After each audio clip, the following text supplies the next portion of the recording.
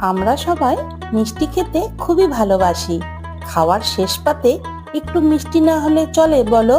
তাই আজকে বাড়িতেই বানিয়ে নিলাম ভাপা সন্দেশ। সবার প্রথমে কড়াইয়ে 1 লিটার দুধ ঢেলে দিলাম। এবার দুধ ফুটে উঠলে ভিনেগার দিয়ে ছানা করে নেব। এরপর ছাঁকনির মধ্যে ছানাগুলো ঢেলে জল ছেঁকে রাখছি।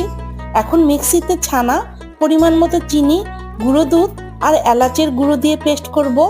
এবার একটি পাত্রে ঘি দিয়ে চারিদিক মাখিয়ে ছানার পেস্ট ঢেলে উপর থেকে কিছুটা কেশর সাজিয়ে দিলাম।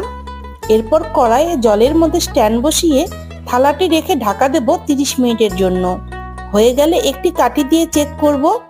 এরপর ঠান্ডা করে নিয়ে পিস পিস করে কেটে নিলেই আমাদের ভাপা সন্দেশ একদম রেডি। কেমন লাগলো রেসিপিটা অবশ্যই কিন্তু জানিও। আর কি কি রেসিপি দেখতে চাও সেটাও জানিও।